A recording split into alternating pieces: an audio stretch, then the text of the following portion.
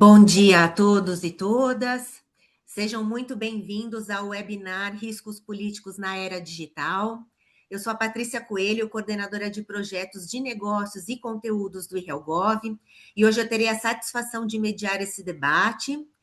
Vou apresentar os nossos convidados: Eduardo Galvão, autor do livro Riscos Políticos na América Latina, Estratégias para Multinacionais. Eduardo Galvão é diretor de Public Affairs da consultoria Global Burson e professor do MBA em Políticas Públicas e Relações Institucionais no IBMEC, doutorando em Relações Internacionais pela UNB, com formação executiva em Business Strategy pela Harvard Business School, Business in Political Aid pela George Washington University e análise de políticas públicas pelo ENAP e econômica pela IBMEC. Bruno Jorge, diretor da Open Brain Consultoria, é estrategista e professor, especialista na interseção entre transformação tecnológica, riscos políticos, regulatórios e de mercado, utiliza inteligência artificial para mapear cenários complexos e identificar oportunidades em ambientes de alta incerteza. Bom, falando um pouquinho sobre o nosso tema de hoje, riscos políticos na era digital, onde vamos discutir como essas novas tecnologias têm criado e potencializado riscos políticos que atingem sociedade, grupos, empresas, setores e mercados, como a gente pode se preparar e criar estratégias para proteger nossas organizações. Bom, finalizando essa breve introdução, eu já passo a palavra para o Eduardo Galvão. Como é que sai disso aqui? O que é isso? Ok? Bom, muito obrigado, Patrícia. Bom dia a todas e todos. Prazer estar aqui com vocês. A gente estava muito animado com esse tema, confesso a vocês. Quando veio a proposta do IRELGOV, a cabeça já começou a ficar em turbilhão, porque tem muita coisa acontecendo, é um tema muito atual. Depois que eu comecei a trocar figurinha com o Bruno, né, acho que a coisa ficou mais interessante ainda, porque ele trouxe muitos elementos e a gente vai ter muita coisa interessante para discutir aqui hoje e sair daqui melhores, né? A intenção é que também a gente saia com novas perspectivas, saia com novas ferramentas, né? Que a gente consiga hoje ainda estarmos melhor nos nossos trabalhos. Eu vou fazer uma breve apresentação aqui, a ideia é jogar o tema para discussão, em seguida o Bruno vai falar, e aí a gente pode também seguir para uma parte de perguntas e respostas. A ideia é que seja um bate-papo, então a participação de todos aqui é bastante não só desejável, como incentivada. Ok? Eu vou. Só me confirme se a minha tela está aparecendo aqui.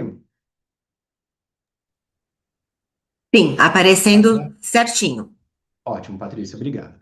Eu quero começar com uma provocação que eu tenho recebido. Isso vem de empresas que são clientes, isso vem de outras lideranças do Helgov, isso tem surgido em aulas do MBA e também eu tenho abordado isso no livro sobre riscos políticos, que é a tecnologia como um vetor horizontal, né? Durante muito tempo, quando sempre se falava de risco político, se pensava automaticamente em eleições, crise de governo, mudanças no ambiente regulatório, conflitos diplomáticos, mas hoje a realidade mudou completamente esse cenário.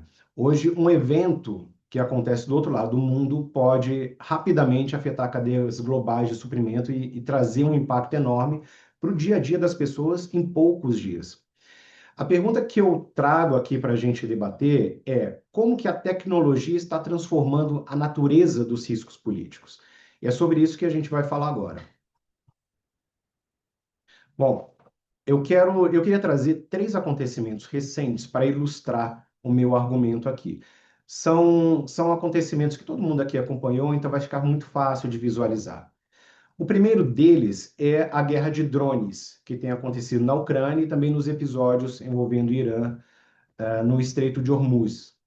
O segundo evento são os ataques dos Houthis no Mar Vermelho, que aconteceu em 2024. O terceiro é a disputa global, que hoje, né, toma conta dos noticiários sobre as terras raras e sobre minerais críticos. Especialmente, né, trazendo mais para a nossa realidade regional, especialmente o lítio que tem no Triângulo da América Latina.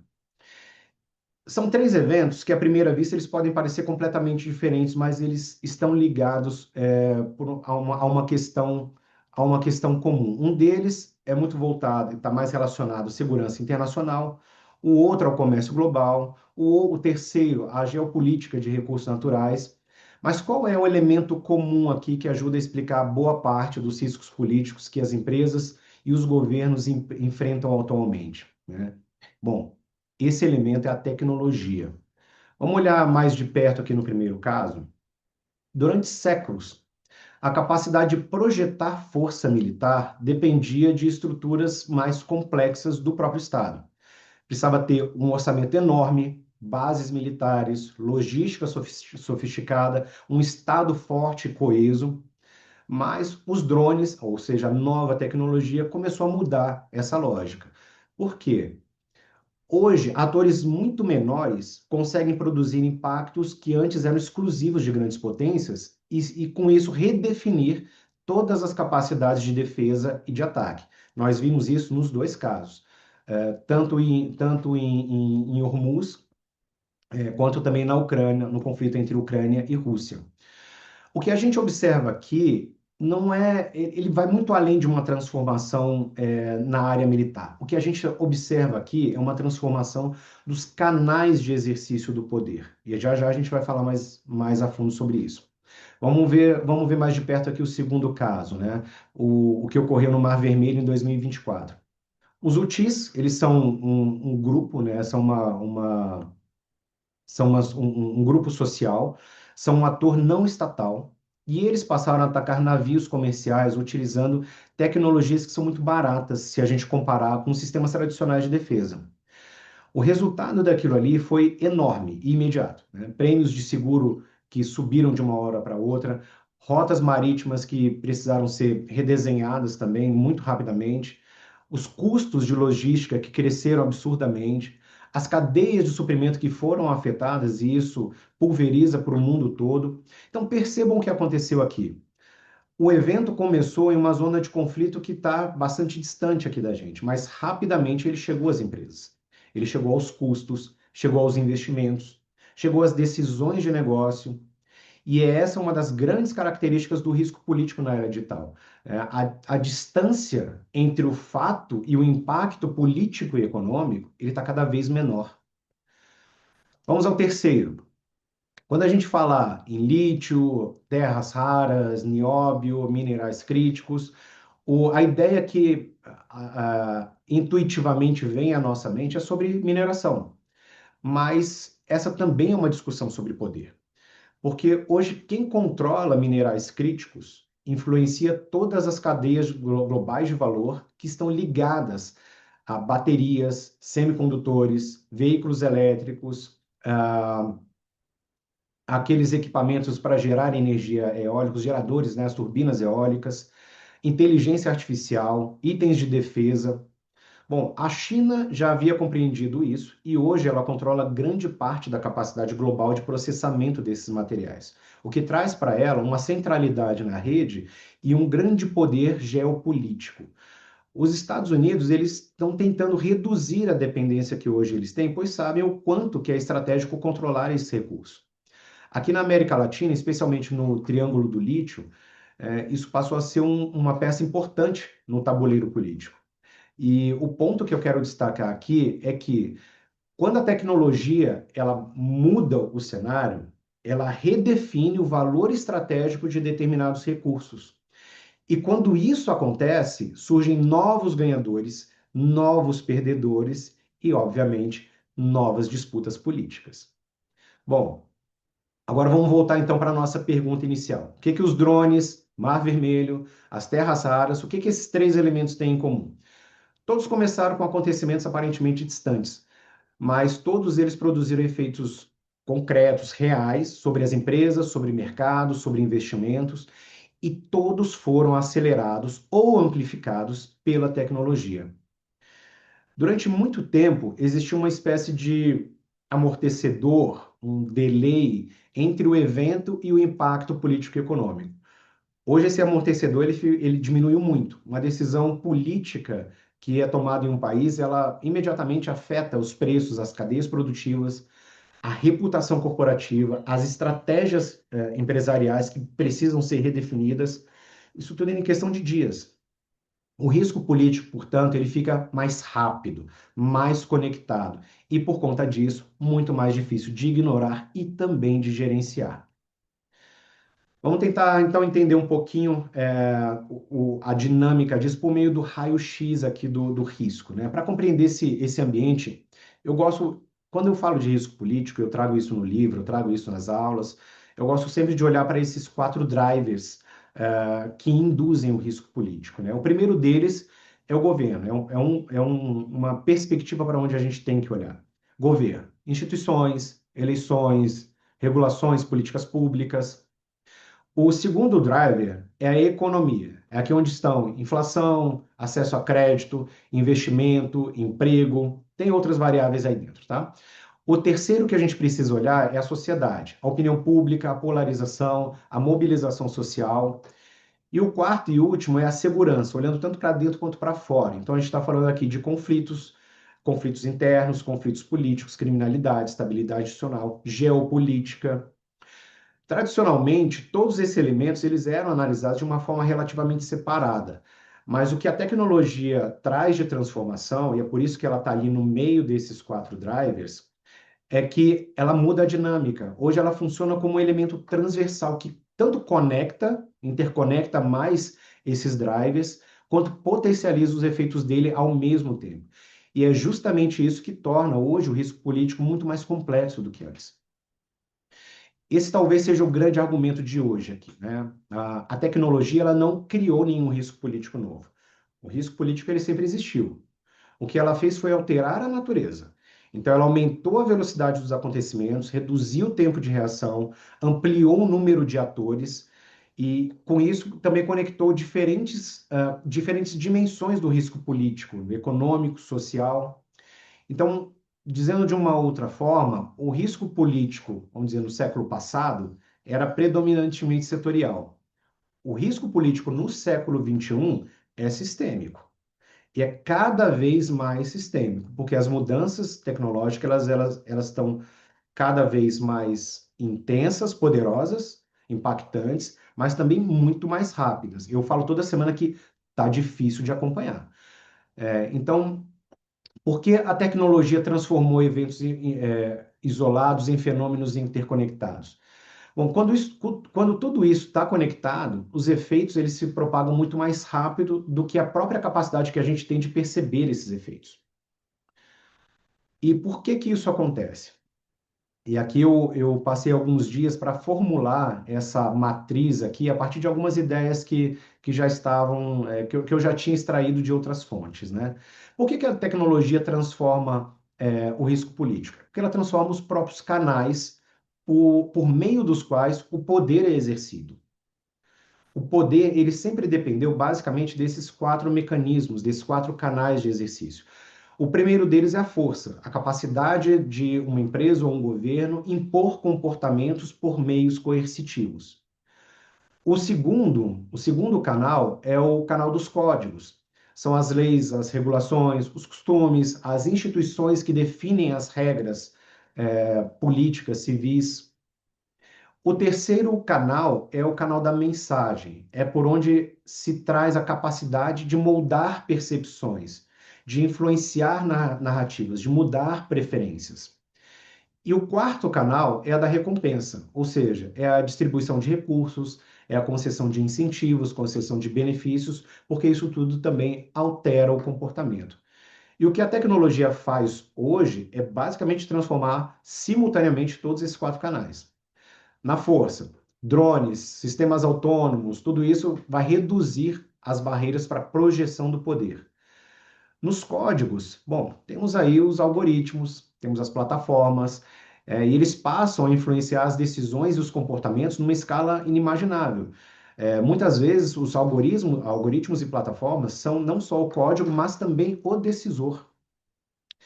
Quando a gente olha para o canal das mensagens, temos as redes sociais, temos a inteligência artificial, o Bruno vai ter muita coisa para falar sobre isso. Tudo isso multiplica a velocidade e o alcance das narrativas.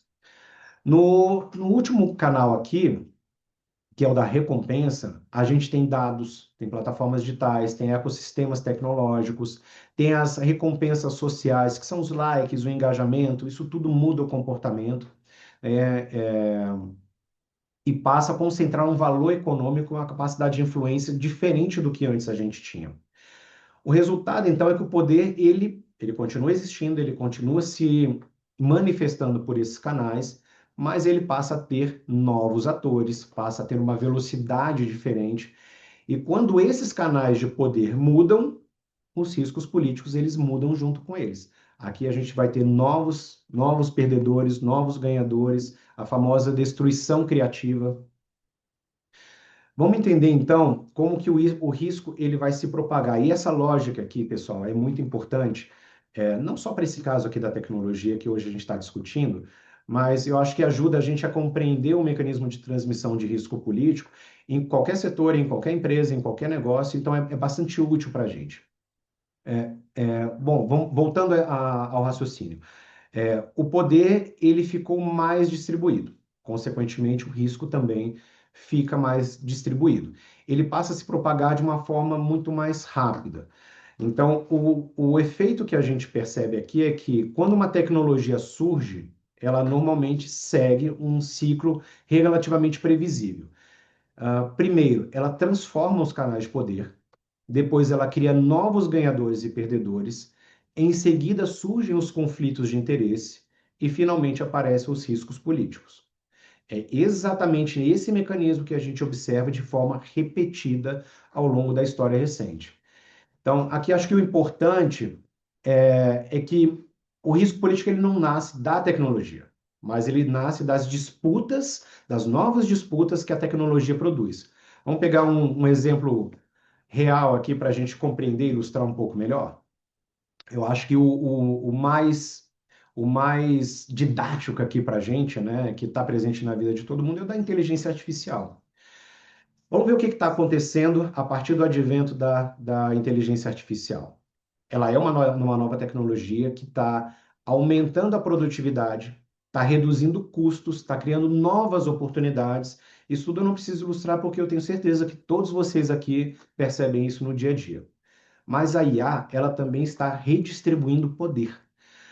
Enquanto algumas profissões passam a ter mais relevância, outras simplesmente perdem completamente o espaço. Algumas empresas se fortalecem, enquanto outras empresas enfrentam novos concorrentes. Alguns governos eles começam a discutir uma regulação, os sindicatos se mobilizam. Setores econômicos passam a pressionar por proteção ou por incentivos. Os novos setores passam a querer cada vez mais espaço e menos regulação. Isso tudo, gente, é um roteiro clássico que a gente percebe em todos os setores. E o resultado a gente já conhece. São disputas regulatórias, são disputas políticas, disputas judiciais. Então percebam que o risco político ele não surge porque a tecnologia é boa ou ruim, até porque ela vai trazer benefícios para um lado, prejuízos para outros setores. Ela surge porque a tecnologia ela altera os interesses estabelecidos. E toda alteração relevante dos interesses gera uma reação contrária. Sempre foi assim. A grande questão aqui não é só, então, a tecnologia em si, mas quem desenvolve a tecnologia. É também, na meu ver, é uma questão sobre quem controla a infraestrutura dessas tecnologias, quem controla os padrões, quem controla os dados, as aplicações. E é por isso que hoje a gente vê que as disputas elas estão cada vez mais intensas envolvendo semicondutores, inteligência artificial, os data centers, redes de telecomunicações, minerais críticos. O que está em jogo aqui não é só a competitividade econômica que vem a partir da transformação desses setores. É a capacidade de influência, é a capacidade de autonomia estratégica, é poder. E isso tem implicações diretas para governos, para empresas e para nós, profissionais de relações governamentais. Porque algumas decisões que aparentemente técnicas, elas estão se tornando cada vez mais decisões políticas, isso produz impactos econômicos e políticos cada vez maiores. Se tudo isso que a gente falou até aqui estiver correto, como que uma empresa pode tomar boas decisões num ambiente instável dessa forma? O problema é tanto a existência do risco quanto a velocidade com que ele muda, e a gente precisa lidar com essas transformações. Então, uma empresa ela pode estar olhando para os seus concorrentes, pode estar olhando para os seus indicadores financeiros, enquanto uma mudança regulatória, uma disputa geopolítica, uma transformação tecnológica está alterando o jogo completamente, e isso não está aparecendo no radar. E o mais interessante é que muitas vezes essas mudanças, elas não aparecem primeiro nos indicadores. Elas aparecem na política, elas aparecem nas agências reguladoras, aparecem no corredor do Congresso, aparecem nas redes sociais, aparecem disputas por padrões tecnológicos. São sinais que precisam ser interpretados. Então, por isso, cada vez mais o desafio das empresas deixa de ser reagir ao que está acontecendo e passa a ficar no antecipar, está no antecipar. Porque quem entende essas mudanças antes de elas acontecerem, consegue se adaptar. E quem se adapta antes, normalmente consegue capturar mais oportunidades que as outras pessoas, as outras empresas, os outros atores só vão enxergar muito tempo depois. E eu costumo falar isso nas aulas, que antecipar não é exercício de futurologia. Não, a gente não está aqui para isso. Ninguém prevê o futuro. O objetivo da inteligência estratégica, da inteligência política, é reduzir a incerteza, é capturar os sinais, construir hipóteses e preparar respostas para diferentes cenários. Então, não é sobre acertar o que vai acontecer. É sobre entender quais são os futuros possíveis e como que a gente pode antecipar e se preparar para essas possibilidades. Ao longo dos últimos anos, eu tenho trabalhado com multinacionais de diferentes setores e eu venho percebendo que as organizações, as mais bem preparadas, elas não são aquelas que acertam as previsões. Elas são aquelas que possuem método e possuem consistência no uso desse método. Por isso, o livro que eu escrevi, o livro Riscos Políticos na América Latina, Estratégias para Multinacionais, acho que esse aposto aí depois dos dois pontos, né, estratégias para multinacionais, ele é muito útil porque não é só ali uma leitura de cenário, né, mas também é onde eu abro minha caixinha de ferramentas e eu trago ali diversas metodologias, ferramentas, trago um modelo autoral que não foi só pensado, mas foi aplicado e exercitado ao longo dos anos, tá? Aprimorado também ao longo dos anos e que tem ajudado muitas empresas a lidarem com essa estabilidade. Enfim, teria muita coisa para a gente falar sobre isso, mas eu quero só dar um grande overview mais macro, né, do que significa esse método autoral que eu trago no livro e faço um trocadilho ali com galvanização, que é um processo de proteção por camadas, é um processo de proteção do metal contra a erosão com diferentes camadas. E a lógica que eu adoto, né, na forma de lidar, de gerenciar os riscos políticos, é primeiro trabalhar com bases objetivas, trabalhar com dados, indicadores, com fórmulas, não só com intuição. Mas e para isso tem muitas fontes bastante úteis, tanto fontes do governo local, seja o Brasil, seja outros países, quanto também fontes internacionais, como, por exemplo, a OCDE, o Banco Mundial, eles trazem alguns indicadores que servem de parâmetro para a gente. Mas é importante o olhar de contexto, o olhar do analista, para capturar a nuance, para capturar o movimento rápido que o indicador não vai capturar. Então, esse olhar especializado, mas a partir de ferramentas, de métodos, ele é importante para trabalhar em cima daquela base objetiva. E com isso, a gente trazer a parte acionável do nosso modelo de gerenciamento, que são as respostas estratégicas. Então, seja para ameaças, seja para oportunidades, existem estratégias que a gente vai adaptar para cada tipo de situação. Então, é nessa lógica que a gente trabalha, é nessa lógica que eu tento trazer ferramentas no livro para poder dar mais subsídio, dar mais possibilidade para nós, profissionais de relações governamentais, podemos drivar melhor as decisões das nossas organizações. Quem tiver interesse em adquirir, tem aqui o QR Code, ele leva direto para a Amazon, então lá vocês conseguem ter acesso a ele, tá? Então, eu quero fechar aqui com uma ideia que veio, e aí eu não quero assumir a autoria dela, porque não é minha, tá? Mas é uma ideia que surgiu a partir do Bruno, ele vai explorar, é que assim, a inteligência artificial não é o vilão da história, né? Também não quer dizer que ele é o mocinho da história. Uhum. Mas a mesma IA que ela traz essa transformação, que acelera crises, que traz novos conflitos, é a IA, é a mesma IA que vai ajudar a gente a monitorar os riscos, a identificar antecipadamente esses sinais, que vai ajudar a gente a construir os cenários. Então, a IA ela tanto serve para potencializar os riscos, mas ela também serve muito bem utilizada para a gente conseguir lidar com esses riscos de uma forma bastante assertiva, né? Então, eu quero finalizar aqui deixando essa reflexão.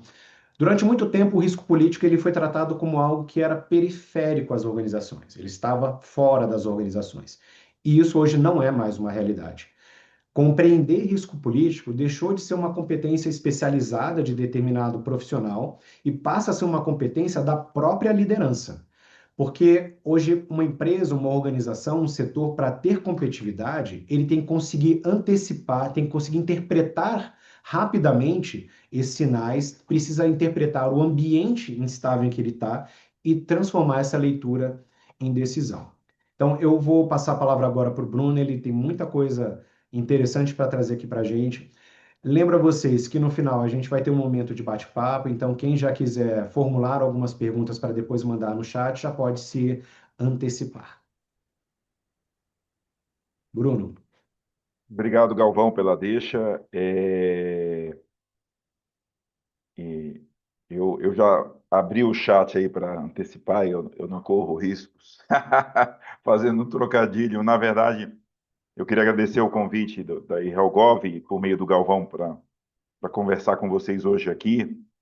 E eu não resisti, Galvão. Eu gostei muito apesar de você ter me mandado os slides, quando a gente presta atenção no que você falou, e eu desliguei o WhatsApp, desliguei o Cloud, desliguei o Teams, tudo para ouvir você, e eu acho muito interessante o que você falou sobre amplificação, né? Aquele seu slide que eu falei aqui, que é matador no chat, sobre os 4 canais, no fundo você está falando da mesma coisa, né? De coordenação em vários níveis, né? A coordenação do poder extraterritorial, né? A definição de Estado lá de Hobbes. Eu te falei que poderia correr o risco de a gente virar acadêmico demais aqui, mas a coordenação de sociedade por meio dos meios de comunicação, né? A coordenação entre as empresas por meio da tecnologia com produtividade.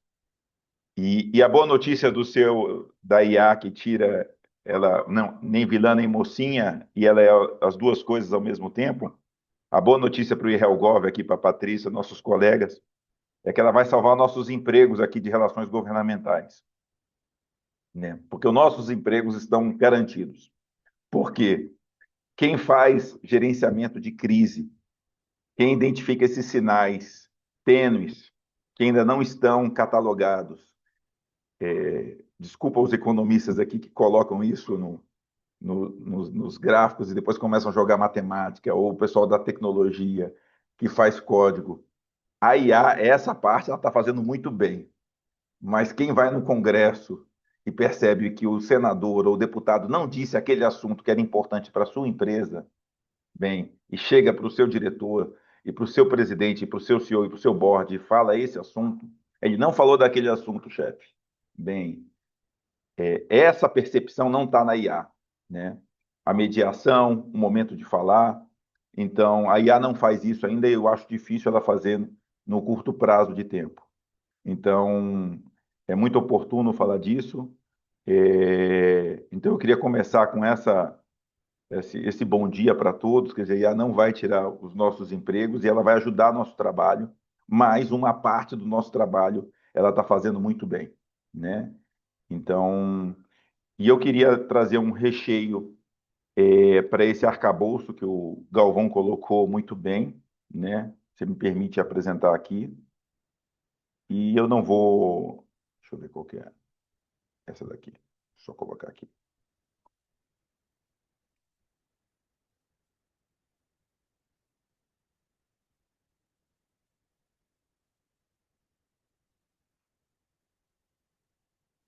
Bem, a gente está falando de riscos E, bem, essa IA que ele colocou, a gente está falando de uma grande oportunidade econômica de 15 trilhões. E eu queria retomar um slide que o Galvão colocou sobre telecomunicações, sobre um data center no final. E eu fui até indelicado com o Galvão, que você não é só IA, é tecnologia, mas é porque quando eu enxergo a IA hoje, a gente às vezes vê só a parte do ChatGPT, ou do Claude, ou do Gemini, ou de outros, ou do DeepSeek, para falar algumas outras fora do Ocidente. Mas todas as tecnologias de telecomunicação, de minerais, de bateria, eu chamo isso tudo da economia da inteligência artificial, tá? Então, tudo que se produz hoje, e a disputa está em torno dessa tecnologia que alguns dizem que é próxima do fogo, mais até do que energia elétrica, né? Eu sou suspeito porque eu trabalho com isso, vivo disso, enfim, e uso isso muito, mas a gente está falando, e o principal, que nem disse o Galvão, é quem é que captura valor nessa nova economia que surge a partir disso, né? A IA também não é só de quem, como é que alguém, a gente está falando da IA aqui, de como é que ela se redesenha, e aí como é que ela redesenha a sociedade, como é que ela redesenha as empresas, como é que ela redesenha a gente como ser humano. Eu costumo brincar aqui, se você fizer uma pesquisa hoje, foi qualquer evento empresarial, fala assim, quem usa o Excel aqui? Todo mundo vai levantar a mão. Quem usa o Excel para fazer uma modelagem econômica de uma startup de biotecnologia? Então, você fala, quem usa IA aqui? Eu fizer uma pergunta, muita gente. Quem usa a IA para fazer um exercício de planejamento estratégico, perguntando quais são as hipóteses, levando a um exercício de 6 meses, perguntando quais são os riscos que eu corri, o que deu errado nos 6 meses. Ou, de uma forma mais sutil, qual o sentimento que evoca aquela música quando o que a IA acha disso, né? Então, a gente está falando de níveis diferentes de adoção. E numa camada de empresa, como é que a IA está mudando os processos de negócio. E por que eu estou falando disso? Vocês vão entender de por que ela é tão importante, né? Porque eu peguei uma notícia aqui, a gente está falando de eleição esse ano, então, por exemplo, tem um projeto que eu desenvolvo de pesquisa, eu comecei a mexer com informação antes de alguns aqui, com pesquisa política, né, pesquisa eleitoral. E hoje a gente desenvolve pesquisa com eleitor sintético, né? Então esse é um projeto que eu já fiz, que a gente estimula, que a gente simula eleitor, né? A gente pega dados públicos, como disse o Galvão, usa modelos de IA e em vez de fazer grupo focal, pesquisa qualitativa com esses eleitores, eu crio eleitores de esquerda, eleitores de direita e as suas diferentes variações. Só que diferente de eu colocar esses eleitores num grupo focal e esses eleitores vão para casa, eu tenho eleitores 24/7. Então, se o candidato X ou Y fala tal coisa, eu consigo testar. A IA me dá hoje, segundo protocolos internacionais já reconhecidos, 80 a 90% da acurácia com 10% do custo, né? Esse tipo de tecnologia está sendo utilizado hoje nas eleições para otimizar e ganhar velocidade. E aqui chega no ponto, eu fiz esse primeiro preâmbulo para mostrar a importância da IA, eu acho que muitos estão vendo isso. E aqui vem o meu complemento à fala do Galvão, tá? E esse é o convite que eu faço. Todas as vezes que eu participo de audiências públicas, dos debates, sempre me espanta a participação, vamos dizer assim, de dois setores e a ausência de um terceiro, tá? Você tem a participação do setor de tecnologia em peso, a participação do setor jurídico, que vê isso, mas você não vê o que eu posso chamar do setor tradicional, da indústria que faz carro, da indústria que faz roupa, da indústria de educação, do setor bancário, do setor de saúde, quando a tecnologia, que nem disse o Galvão, ela é transversal e ela é o setor de saúde, ela é o setor de educação, ela é a segurança pública hoje em dia.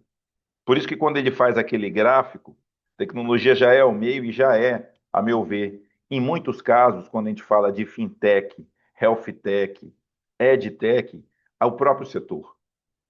Quando você pega algumas prestadores de serviço no setor de saúde ou de educação, eles já são base de tecnologia. Você pega o Nubank, por exemplo, que é um banco que nasceu digital e cresceu e está indo para uma expansão internacional antes de grandes bancos tradicionais, que surgiu de modelos digitais combinado com modelos tradicionais. Então, codesenhar a política, e eu acho, tenho certeza que o Galvão, às vezes é modesto, ele começou na indústria, uma das indústrias que ele passou foi na indústria de máquinas e equipamentos. Então, apesar de hoje ele falar bastante de tecnologia, eu conheço ele dessa parte de equipamentos da indústria tradicional. Então, ele entende bem essa trajetória, no sentido de que, quando ele fala da tecnologia, ele não é só um advogado dessas coisas, mas ele entende essa transformação. E quando eu falo que eu sinto falta desse quarto ator nesses debates, tanto no Senado, quando teve o projeto de lei de IA, ou hoje na Câmara, é isso. Porque, e aí é uma invocação a vocês que estão participando, de chamar as empresas que vocês trabalham nos debates, para codesenhar a política pública, de pensar a soberania como uma agenda de desenvolvimento. E o código que está nas leis e na tecnologia, e essa é a beleza dessa palavra, é ser codesenhado, né? A gente está numa democracia e essa é a beleza do processo. E aqui eu trago 3 coisas interessantes. Você tem uma revisão do Marco Civil da internet, que semana que vem vai acontecer. Você tem uma pergunta que o Breno fez sobre deepfake. O TSE lançou uma resolução recente. E você tem o marco legal da IA que está sendo discutida também, que vai ser pautada agora em junho. São 3 frentes que não estão sendo coordenadas e vão afetar o cenário de uma forma profunda. E aí você fala assim, mas como assim? E está tudo conectado, que nem disse o Galvão, assim. E esse framework, eu fiquei pensando, como é que a gente unifica isso para uma unidade de análise? Que é tão confuso que acho que o nosso cérebro, a Mariana disse que o computador dela deu um problema. Eu acho que às vezes a gente entra em pane, né, por sobrecarga de informação. Mas como é que a gente simplifica? A IA está justamente para isso, para simplificar e você colocar essas informações e falar assim, para o meu negócio, para a minha vertical, para o meu setor, o que isso impacta? Então ela faz isso muito bem. Então, para cada um de vocês que está aqui, recomendo pegar esse debate que está sendo feito aqui, a síntese, e fazer para o seu negócio, né? Para a sua profissão, para a sua carreira, né? É, e aí que vem o detalhe mais importante. Vocês estão vendo essa data aqui? O que está escrito aqui? 1/6/2026. Que dia foi isso? Ah, foi ontem. Ah, parece que alguém ontem em Lisboa falou que ia regular a Big Tech. Era uma agenda global. Ah, aí aumentou a tarifa sobre a indústria tradicional. Ah, parece que alguém tem que mediar a regulação de tarifa tradicional com Big Tech. Ah, teve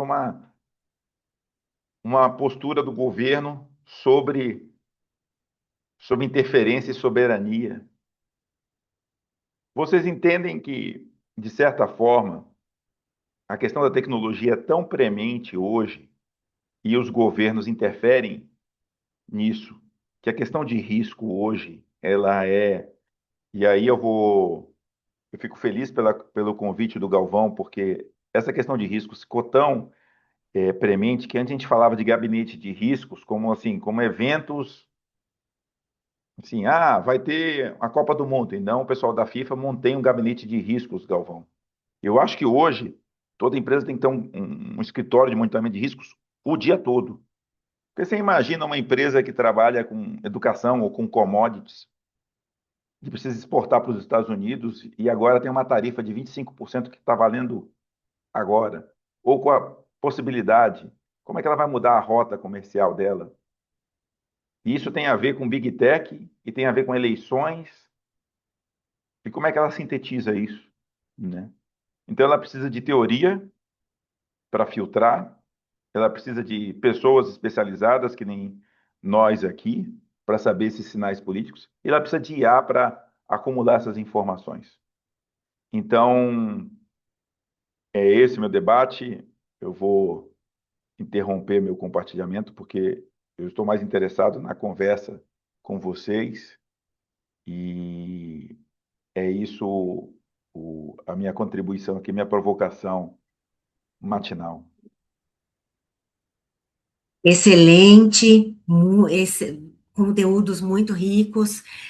Eu gostaria, enquanto o Galvão explanava, né, o desafio para as empresas na tomada de decisões, naquele slide onde ele sinaliza mais incertezas, menos tempo para agir, mais pressão regulatória, mais exposição reputacional, eu começava a raciocinar em relação ao perfil do profissional de relações governamentais, né? E pegando um gancho com a fala do Bruno, onde os novos empregos estão garantidos, eu queria que vocês falassem um pouquinho, por favor, da adaptação dos profissionais de public affairs, né? Então, diante de um ambiente político e regulatório cada vez mais complexo, quais são as novas competências e abordagens que os profissionais de public affairs precisam desenvolver para serem mais eficazes? O que vocês poderiam sinalizar para a gente? Iniciando esse nosso bate-papo aqui. Vamos lá, começo eu ou começa o Bruno? Eu posso começar porque eu falei por último, eu falei menos. Vai lá. Vamos lá. E eu vou falar uma coisa mais óbvia, que é IA, mas eu queria que vocês não pensassem na IA como uma coisa temporária. Tipo, eu aprendi IA e agora eu posso ir para a próxima competência, tá? E tem uma coisa que o Galvão está ali, eu não sei se ele está vendo, tem livros ali atrás. Tem uma coisa muito importante, tá? Qualquer modelo de linguagem tem uma palavra depois do D que chama linguagem. Para ele trabalhar bem, você precisa de livros, você precisa de extensão vocabular. Então, ter repertório é muito importante. Então, a leitura vocabular, a extensão vocabular, ela é muito importante para o prompt. Então, compreender as ferramentas de IA e adquirir extensão vocabular para ser preciso no prompt. Então, eu estou dando uma dica aqui, Patrícia, que é contraintuitiva, né? Falando, mas como assim? As duas coisas ao mesmo tempo? É as duas coisas ao mesmo tempo. É ler livros e usar IA, né? Por quê? Porque sem os livros você não vai conseguir fazer assim. Então, profissionais que estão começando achando que podem pular esse caminho, hoje, profissionais mais sêniores, que têm um repertório, por exemplo, eu não sei se o Galvão deve lembrar do livro do Bernstein, de Desafio aos Deuses, que é um clássico para quem analisa risco, né? Que é a história da análise de risco. Ele vai, ou na Cintaleb, por exemplo, que mais recente que retraz isso, é esse tipo de terminologia que você colocar no prompt vai te trazer uma riqueza muito maior do que quem não leu esses livros. Então, você precisa dos livros para fazer prompts melhores. Então, as ferramentas de IA e os livros, né? Da área que você atua, da área de ciência política, para te dar os modelos para que IA trabalhe melhor para você. Galvão? Concordo, Bruno. Concordo muito com o que você tá trazendo. Precisa de repertório. E o repertório, e aí para um recado para as gerações mais novas, não está no vídeo de 17 segundos do YouTube, tá? Ele demanda tempo. Ele demanda tempo esquentando a cadeira para a gente poder absorver conhecimento. Mas eu queria agregar ao que o Bruno trouxe, Patrícia, trazer duas reflexões aqui. A primeira, você está falando, o que é que precisa de competências? Lá no livro, talvez eu não esteja sendo um bom vendedor aqui, porque eu estou dando muito conteúdo do livro, mas no livro eu abordo ali quais são os tipos de analista de risco. Faço uma metáfora ali com o porco-espinho, com a raposa, falando qual dos dois é melhor. Por que qual dos dois é melhor? Porque o porco-espinho ele é especialista numa coisa só. Tem uma coisa só que ele sabe fazer na vida que é se enrolar e se ouriçar. Mas quem somos nós para questionar? Ele sobreviveu à evolução das espécies até hoje fazendo só isso aí. Então tá dando certo para ele. A raposa é conhecida por sua astúcia, por sua esperteza, por saber de muita coisa. Então são dois tipos de saberes, né? Um muito profundo, mas muito estreito, e o outro muito amplo, mas muito raso também. E hoje, para lidar com os riscos tão rápidos, tão interconectados, a gente precisa ter um conhecimento amplo. A gente precisa se socorrer daqueles que têm conhecimentos profundos que a gente não tem, um porco-espinho. Mas a gente precisa ter uma boa visão do todo. E eu vou além no livro, dizendo que o ideal é que essa raposa ela ainda tenha olhos de libélula. Por quê? A libélula tem dois globos oculares com milhares de olhos cada um. É por isso que ela consegue pegar um mosquito voando, enquanto a gente tem dificuldade de fazer isso com a mosca e aquela raquete matar mosquito. A gente não consegue. A libélula consegue pegar, comer voando. Porque ela olha para todos os lados, né? Ela consegue ter uma visão muito mais rica que a nossa. Então, acho que hoje um dos grandes diferenciais é ter essa capacidade de olhar e interconectar as situações. Quando começou a guerra lá na Ucrânia, a gente, né, na Burson, nós começamos a raciocinar em cima do negócio de um dos clientes. A gente precisa entender a estrutura de negócio, o modelo de negócio, quais são os insumos, fornecedores, compradores. A gente precisa entender como o negócio funciona para a gente entender os riscos. E quando aconteceu aquilo, a gente viu, poxa, um dos grandes produtores do insumo dele fica na Bielorrússia, e provavelmente aquilo ali vai fechar. Se fechar, ele não vai ter um insumo aqui no Brasil, que não só essa empresa precisa, mas outras empresas precisam também. Dito e feito. Aí um dos ministérios quis flexibilizar a importação daquele insumo. Acontece que aquele insumo tinha outras aplicações que não só para aquele setor específico. Tinha aplicações para defesa, mineração, etc. Ou seja, ia trazer uma flexibilização para produção e importação aqui para o Brasil, e ia criar um mercado paralelo de fábricas de fundo de quintal que iam concorrer com a empresa multinacional. Mas então veja que assim, olha só quantas ligações a gente teve, porque a gente viu que estava começando um conflito lá na Rússia e lá na Ucrânia. Então esse é o tipo de percepção que a gente precisa ter, conectar mais as coisas. E falando isso para falar de risco político, para falar de tecnologia. E aí eu quero colocar aqui na mesa, bom, acho que eu estou fazendo um grande papel de gestor de risco aqui, porque eu estou antecipando o cenário. E o Bruno vai lembrar, porque é uma conversa que a gente já teve sobre modelo de negócio em relações governamentais por conta da IA. E o que está acontecendo? E eu vou chegar na resposta, Patrícia, sobre uso de tecnologia pelos profissionais, tá? O que está acontecendo hoje?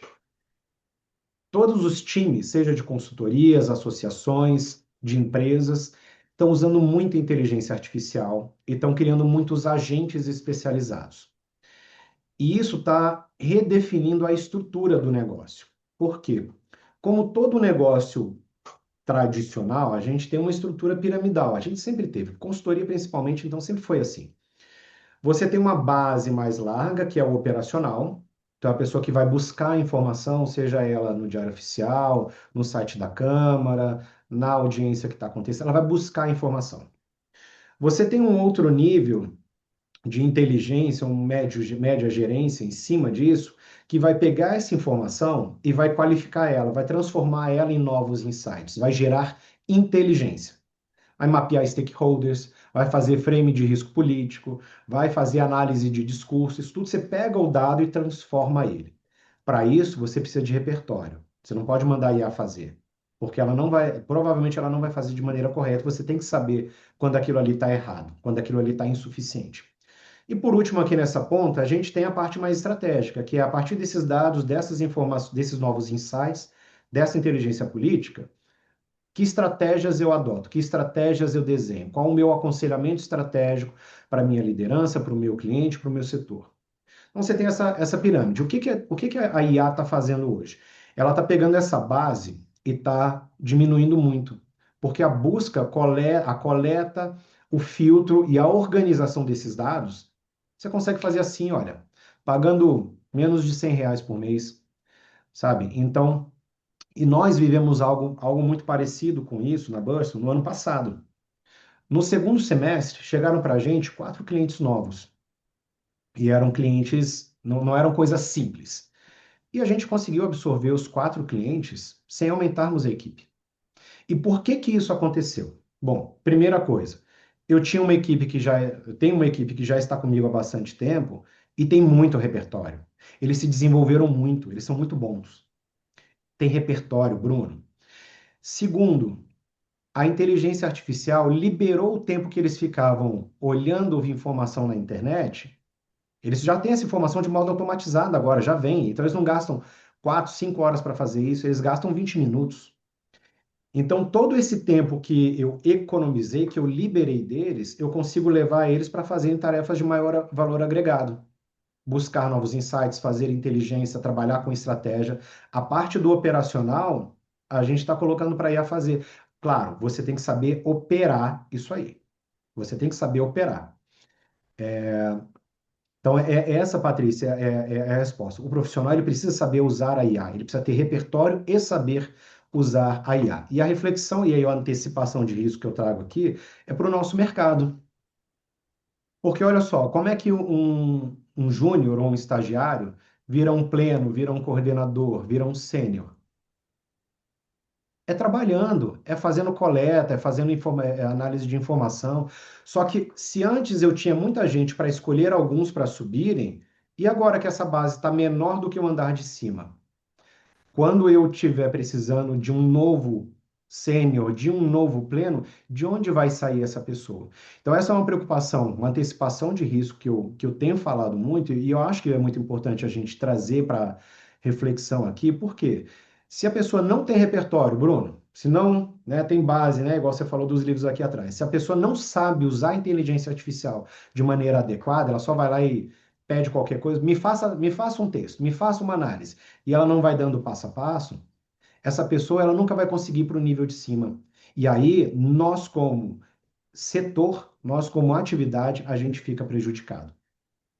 E aí eu queria só acrescentar, Patrícia, um debate muito importante aí o papel do IHelgov, que eu acho que ultrapassa aqui, e aí eu tenho que falar contra o meu produto, né? Que aí traz essa velocidade, e aí, falando numa preocupação, sou pai de um menino de 8 anos e fico super preocupado com isso, né? Porque se você pensar, um pedagogo falando assim, especialista americano, como é que você pede para uma criança que tem acesso a um videogame, aqui todos os recursos, prestar atenção numa folha de papel e ter estímulo, entendeu? Aí como é que você pede para um profissional que está pressionado pelo tempo não produzir um relatório com ChatGPT ou com Claude e fazer à mão e adquirir o repertório, né? Então, assim, a lógica econômica vai pressionar. Então, espaços que nem do IHelgov, do MBA, é que eu acho que tem que criar isso aí, Galvão, porque as empresas não vão dar esse espaço, né, para adquirir esse repertório. E eu acho que, assim, já pensando numa saída, é que são esses espaços aqui da conversa, nossos, que nem a gente está fazendo aqui agora, de uma leitura do seu livro, por exemplo, num café, que ninguém pega no celular e que a gente debate como a gente fazia no banco, ou que você está ali no doutorado, e que a gente discute e ninguém fica. Eu acho que esses espaços é que vão assimilar essas ideias de repertório. Acho que a Bruna tem uma pergunta aí, acho que eu já falei mais aqui. Por Não, favor, Bruna, seja bem-vinda. obrigada, Patrícia, obrigada. Primeiro agradecer, né, o Eduardo e o Bruno. Eu acho que vocês foram do geral para o específico, do específico para o geral, e assim, trouxeram muitas informações realmente relevantes. Então, primeiro agradecer pela apresentação. Eu adoro esse livro do Antifrágil do Taleb. Eu acho que é um livro que eu li no último ano, assim. Eu já ouvia falar muito do conceito de antifrágil, só que eu nunca tinha lido porque é um calhamaço, né? E hoje a gente só procura aqueles livros menores, assim. Até que eu achei ele na livraria, falei, não, eu vou ler esse ano. e realmente muda a sua percepção, assim, né, da realidade, a forma que você tem que se posicionar realmente diante das adversidades. É muito interessante o livro. E aí, a minha pergunta vai muito no sentido, acho que vocês falaram muito sobre, né, o cenário amplo e também como a gente, sendo profissionais de relações governamentais, pode trabalhar com essa mudança. E uma mudança que eu tenho percebido no Congresso, sobretudo, é assim, os servidores também começam a usar IA, né? Então, assim, eles também passam a explorar essas ferramentas, muitas vezes ainda ferramentas que não são credenciadas, ferramentas que não têm um uso homogêneo. Eu vi até que o Senado e a Câmara, eles têm algumas resoluções já tentando orientar um pouco do uso, mas os gabinetes em si não têm nenhuma diretriz muito específica, né? Tem um movimento já global, assim, de conseguir orientar os parlamentos no mundo, né? Como a IA deve ser aplicada, porque a gente tem um risco ali, né? Ou a gente tem uma homogeneidade de projetos, né, que tem a mesma qualidade em termos de apresentação, que respondem às mesmas dúvidas, mas também tem uma preocupação da minha parte, por exemplo, que muitas vezes a gente é acionado, né, representa uma empresa, então a gente é acionado para levar dado específico do setor, a gente é acionado para levar ali contribuições mais específicas. Na medida em que as pessoas têm uma emancipação, quase no sentido de que elas têm um celular e perguntam para o chat GPT ou para uma ferramenta que não sabe de onde aquele dado está vindo, porque não é uma ferramenta fechada, o banco de dados, tem uma dificuldade de controlar e também, assim, de mostrar, continuar mostrando para aquele servidor, né, que entrar em contato com o representante daquela empresa é mais relevante do que o chat GPT, que é muito mais rápido que a gente, né, muitas vezes, para retornar. Então, eu queria ouvir, assim, um pouco vocês sobre essa mudança também de interação, né, entre o HelGov e, sobretudo, o parlamento, assim, porque eu acho que tende a ter uma mudança. Tanto também eu acho que, por exemplo, organizações da sociedade civil no direito a gente tem aquela tipologia das partes, né? Esse eu falo assim, ó, esse é o Davi, esse é o Golias dentro da, da disputa judicial. E no legislativo a gente acaba tendo, né? Porque tem organizações que têm uma dificuldade ali de ter uma equipe maior e etc. para estar representando, mas eu acho que a gente tem uma mudança também nessa, tem um equilíbrio, né? Se for bem utilizada a inteligência artificial, porque você consegue escalar a quantidade de trabalho, atuar em muito mais projetos do que antes ter uma equipe menor. Isso pode ser utilizado também pela sociedade, pelo terceiro setor, né, na verdade, assim. Então, eu queria ouvir um pouco vocês sobre isso, assim, sabe? Como que a gente muda a interação entre os atores com o parlamento hoje no Brasil a partir dessas ferramentas de IA, assim. E obrigada, viu, gente? Obrigado, Bruna. Bruno, eu acho que faz mais sentido você começar e para falar do dado, da IA, Tá, da tecnologia, e claro, depois eu venho falar da camada de risco. perfeito. Eu acho, Bruna, obrigado pela sua pergunta, porque é uma pergunta difícil, porque você tem diretrizes hoje do MGI, por exemplo, sobre o uso, mas é dentro do Ministério, dentro do Executivo, os governos estão regulando isso. Eu acho que a sua pergunta, para ser simples aqui, assim, pela questão do tempo e organizar, primeiro, essa coisa de você, antes de tudo, leia o livro, né? Que nem diria o Tim Maia, num disco muito bom. Esse livro do Taleb vale a pena ler. A questão de tem uma questão, um componente muito sério no que você está falando, que é o seguinte: às vezes nós como profissionais de HelGov, levamos dados às vezes da nossa situação, do nosso contexto da empresa ou da organização que nós representamos. E às vezes são dados específicos daquela operação. E aí você leva num gabinete e essa pessoa, ou seja, você pode passar pelo WhatsApp e a pessoa vai colocar aquilo no chat GPT, tá? Sendo muito claro assim. E depois que vai aquilo, dependendo do plano, aquele dado vai ficar público de alguma forma, tá? E isso, independente da política que tiver de restrição, o que a gente chama isso no uso corporativo de shadow AI. O próprio Congresso pode ter suas limitações, todas as empresas têm isso no mundo inteiro. Isso está um problema no mundo, porque se as empresas remuneram por velocidade, e isso é uma métrica do capitalismo, o tempo, não tem como você incentivar as coisas rápidas e depois você dar uma ferramenta e tirar isso. Então, é uma coisa que você vai ter que ter cuidado, acho que às vezes apresentar e algumas informações sensíveis, às vezes não compartilhar por meios digitais e mostrar, tá? Isso é um primeiro componente.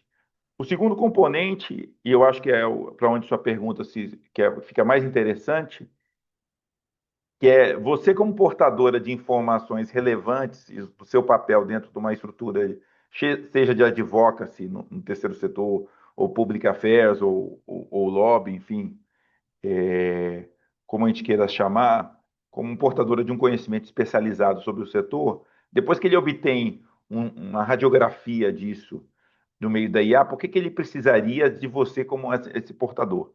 E aí vem o que o Galvão falou, e o que eu estou falando, de você dar contexto sobre aquilo. Tem uma coisa que os modelos são muito difíceis de dar, e quem usa IA hoje é muito difícil de dar, e aí teve aqui no chat, normalmente quando as pessoas estão usando a IA como um super Google, tá? Então, Bruno, elas recebem como se fosse um resultado de pesquisa. Mas a temperatura, o que significa aquele dado, ainda é a pessoa. Tem alguns analistas que conseguem ter uma dimensão no prompt qualificado para fazer isso. Mas eu ainda reafirmo a minha fala inicial de que nós, profissionais de relações governamentais, que conseguimos dar contexto e a temperatura da informação, e eu falo temperatura porque vocês têm que pesquisar isso no prompt, no modelo, é essa que ainda está nesse gap. Daqui a um tempo o modelo evolui.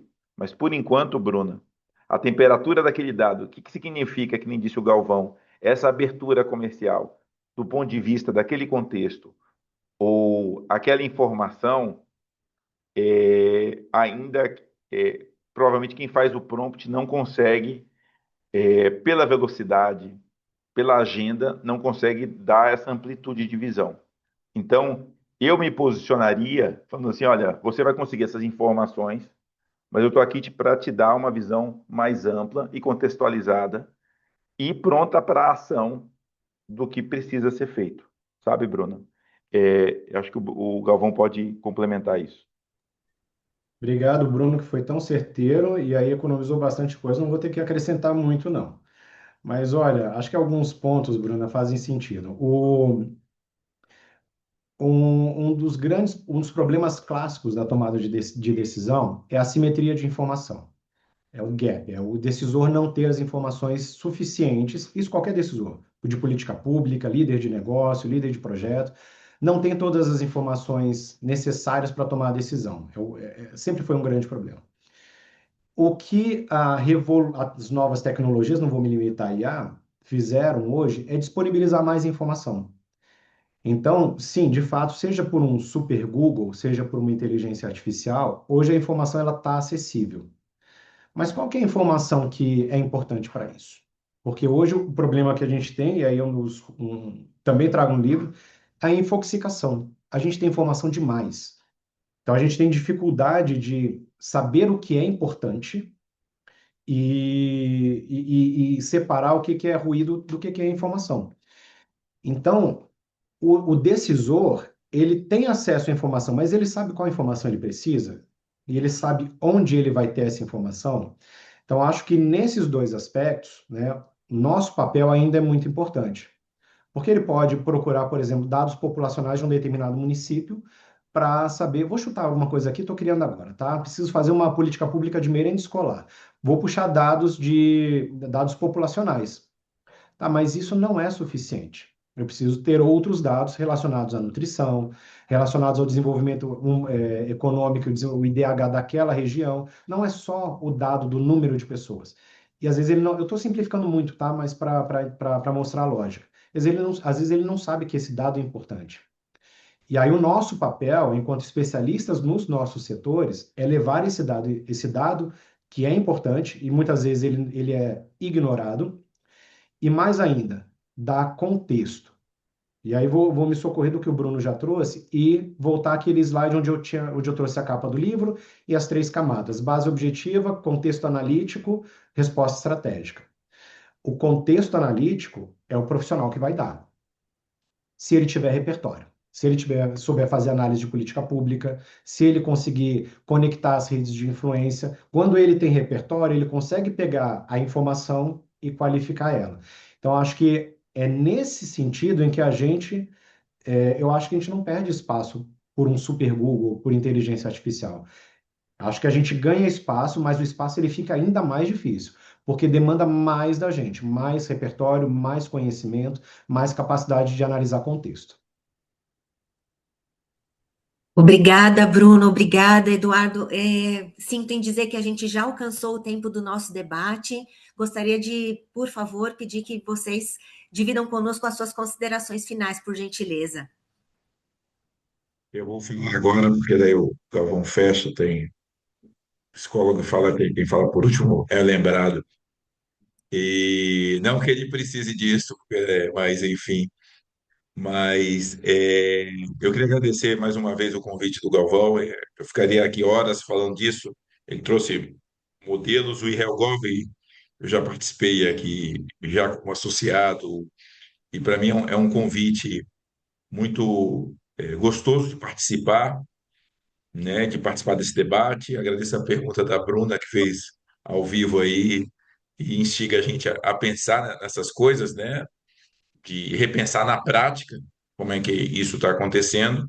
E fico à disposição para qualquer dúvida, para qualquer conversa. Enfim, a gente fica aqui em Brasília e para futuros debates aqui e agradecer e falar que essas conversas para mim é que me animam a continuar estudando IA. Maravilha, eu quero agradecer primeiro pelo espaço, tá, Patrícia? E aí agradeço a você, mas estendo também a Patrícia Nepomuceno, a Mariana Tchaimovic, que estava aqui no início com a gente. Quero agradecer muito a participação aqui do Bruno, que topou bater esse papo com a gente, agregou muita coisa aqui, conhecimentos específicos que o Bruno tem. Queria agradecer também a participação e a presença de todo mundo que esteve aqui. A gente olha muito para a tecnologia como, né, um fator de transformação ou de risco para as nossas empresas, organizações, clientes, etc. Mas é um fator também de transformação para nós profissionais. E aí eu falo, é para mim, Eduardo, é para o Bruno, é para a Bruna, é para a Patrícia, é para o setor, é para o IRELGOV. Então, eu acho muito importante esse tipo de espaço de discussão, de reflexão que o IRELGOV proporciona para que a gente possa se desenvolver, para que a gente possa antecipar cenários, para que a gente possa antecipar e desenvolver respostas estratégicas para os desafios que a gente está tendo, não só para as empresas para as quais a gente trabalha, mas para a nossa atividade do dia a dia, para a gente como pessoas. Quero agradecer mais uma vez, então, e finalizo dessa forma. Ótimo, muito obrigada. Então, desejo a todos um bom dia e o IRELGOV permanece à disposição. Se eventualmente surgirem mais algumas perguntas ou questionamentos, a gente endereça para o Galvão e para o Bruno, mas finalizo por aqui, então. Um bom dia para todos. Até mais. Tchau, tchau.